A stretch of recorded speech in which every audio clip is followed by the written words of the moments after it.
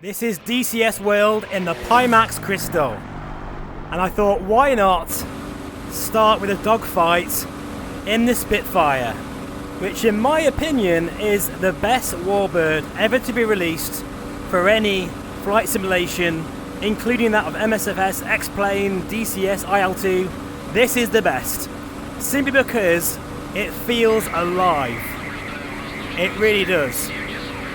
So this is the Pimax Crystal running native resolution right now. Using, oh god, that was, whoa. Yeah, don't do that again. I nearly went into a spin there.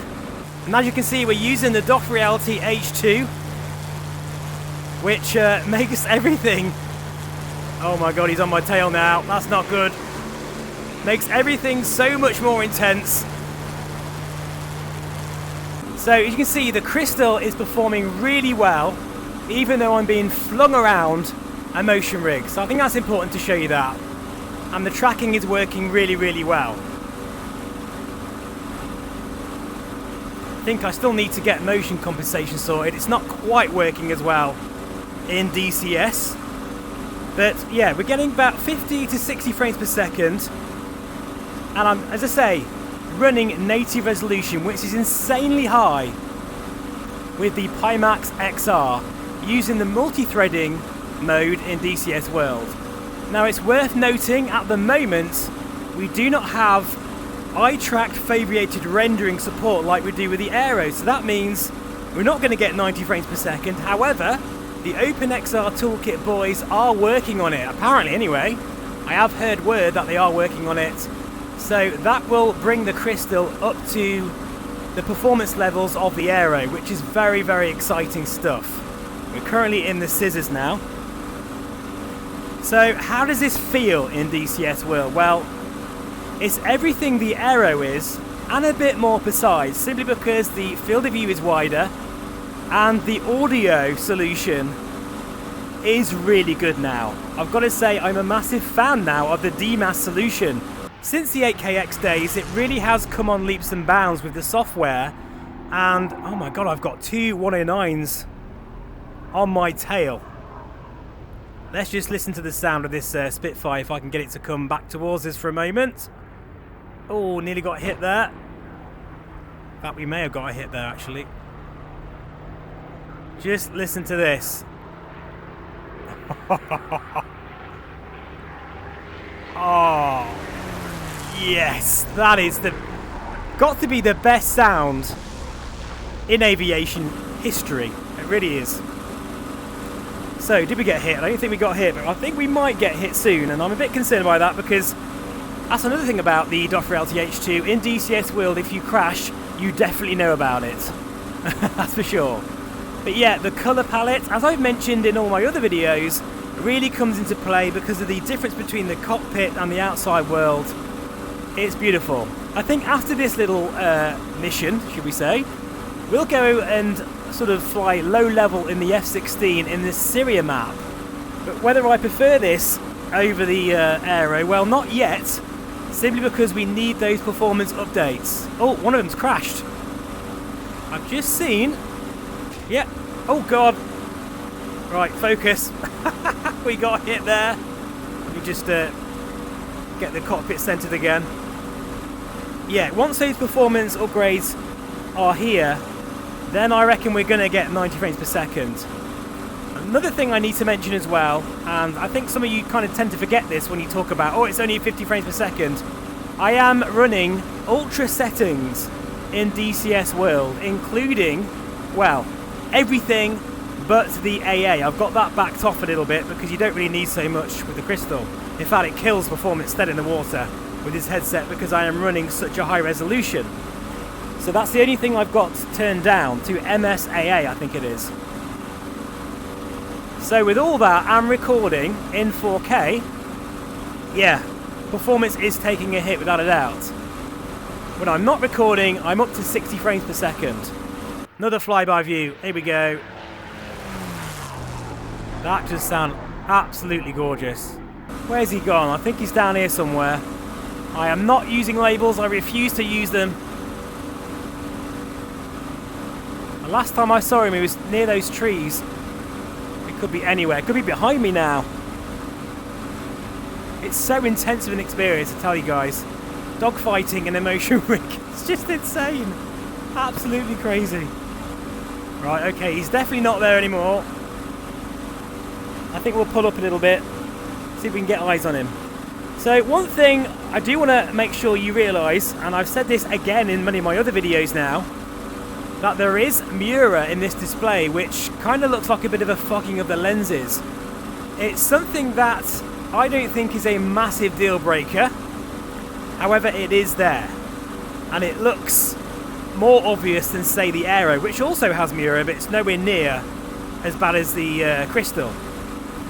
I don't think it's a deal breaker though, but it is something for you to be aware of. Right, I've just started the mission again because I want to at least have a go at one of these 109s. And it gives me more chance to talk about the Crystal and my impressions in DCS World. God, what a sim this is. And I think that extra bit of field of view really is appreciated in a combat sim. Absolutely. But to be honest, if you've got an Aero, you've already got one, I don't really see the point in upgrading, shall I say, to the Crystal, because unless you really want that extra bit of field of view, you want those colours, and you want, say, an integrated audio solution as well. I mean, there's lots of things the Crystal does better, but I think overall the experience, the quality of that display in the Aero, it isn't, you know, the Crystal isn't good enough to completely change headsets, if that makes sense. I need to put motion compensation back on again. Notice what the difference is without it. It's quite annoying. Right, motion compensation is back on again now. Let's go hunting and see if we can get at least a shot on one of these 109s. I love how I just do not need labels at all. But that's the same situation with the Aero as well. I do miss the 90 frames per second though. I do miss that. Here we go then. Yeah, I think motion compensation isn't really working so well for me in DCS World. So any tips, guys, please do let me know. Because it's still quite new to me, all this sort of motion sim business. But it is good to show you what it's like with the Crystal, because the headset is not an issue for me, even though I'm being thrown around. It's not, you know, bulky or moving around on my head. Oh god, pulling high G's here. Let's see if we can get this a few shots. Oh wow, oh I think I got his prop. How did I do that? What the hell? How did I do that? Shot right into his engine. Well, I tell you what, I'll take that. Now, I don't know if you can see, but every time I shoot with the gun, oh, I get a bit of a feeling with the motion rig. I'm also using the U-Shake 6 haptic seat as well. I can't quite believe I just did that. Look at that. Although, oh god, shit. Oh, that was close. Concentrate, Steve, you idiot. Especially in DCS World, where if you do crash, you definitely know about it. Alright, let's go hunting for the other one. And then we will jump in the F-16 over the Syria map to finish this little sort of first impressions look. Is it really bad if I go for the guy without the engine? I don't know if you can see him up ahead, guys, but in the Crystal I can see him very clearly. In fact, it looks like he's just bailed out, so fair enough. We'll go for his mate, which is over there somewhere. I can see a little dot in the sky, and since I know my wingman has unfortunately crashed, it's now a one-on-one.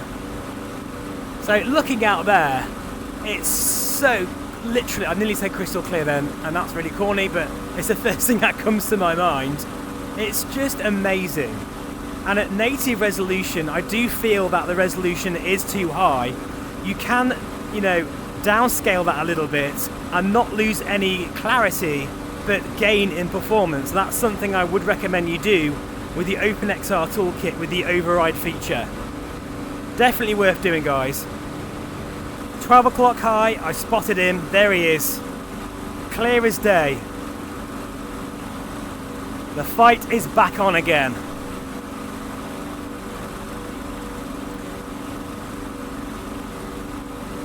I think the only thing I am missing is that it's actually quite a muggy day in the UK today, and I am quite hot in this headset. I am missing that nice fan of the aero, I must say. It's funny really, we don't seem to have the perfect VR headset yet, do we? That does everything.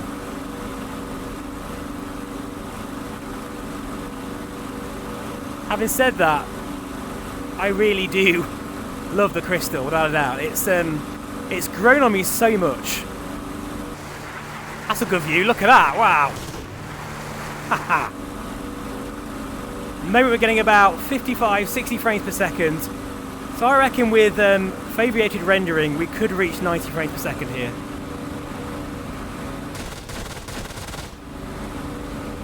I think I got him. Not quite. I thought he was down then for a minute. Oh, hang on. God, he's really low here. He's going to overbank. He's definitely going down, surely. This guy is a maniac. I like him. Respect. Look at this. I'm getting dizzy here. So, yeah, really low at the moment. 50 frames per second again. Not amazing. He's definitely going to crash. He's running out of speed here. This is literally a fight to the death.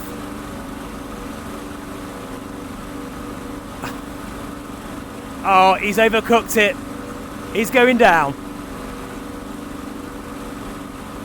How did he do? What the? There we go. Boom. And careful not to hit that antenna. So that will do it. Wasn't quite the dogfight I was expecting, but DCS World has some very strange AI, as you've just seen. Now let's up the ante a bit. We'll jump in the F16 and we'll go nice and low over the Syria map to see what kind of performance we get there. I'll see you in a moment. After one more flyby. It's got to be done.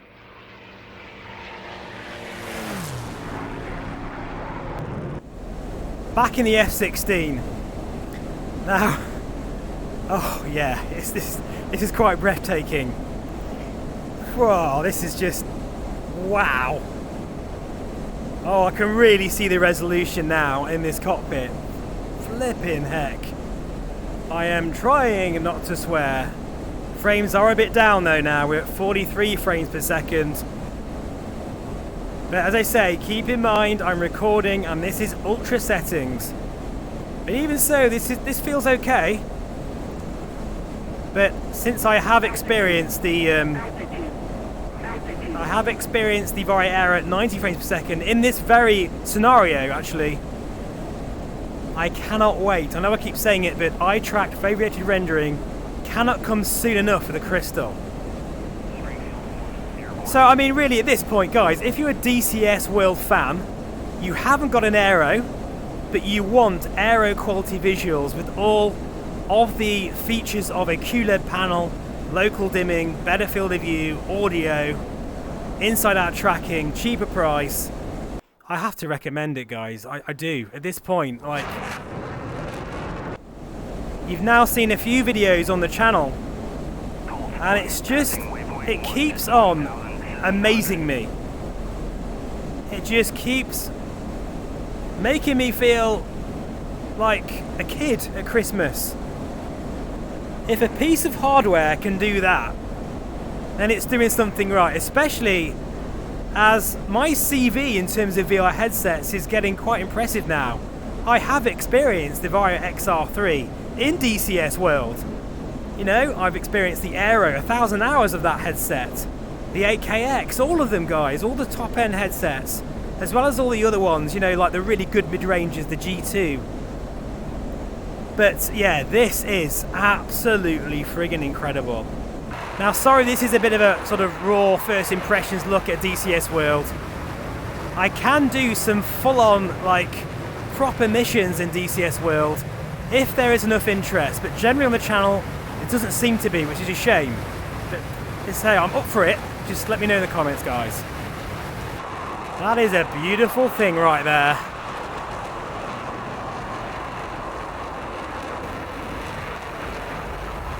Oh god, I forgot I was in the motion rig then.